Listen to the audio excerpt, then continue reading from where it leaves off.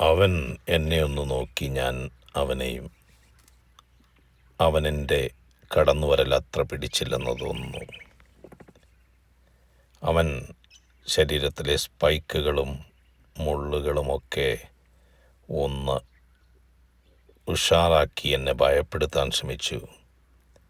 കണ്ണുകളിൽ നിന്ന് കണ്ണുകളിലേക്കുള്ള നോട്ടം കണ്ണുകൾ കുരുക്കുന്നു.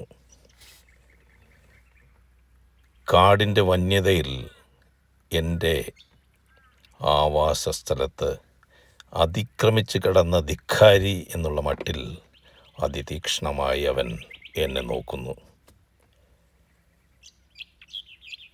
ഭയാനകമായ നിമിഷങ്ങൾ. കാറ്റുപോലും അങ്ങോട്ട് വരാൻ മടിച്ചു നിൽക്കുന്നു. ഞാൻ എൻ്റെ കാലുകൾ പുറകോട്ടെടുത്തു. ഇത് നിൻ്റെ സ്ഥലമാണ്, നീയാണ് ജയിക്കേണ്ടത്.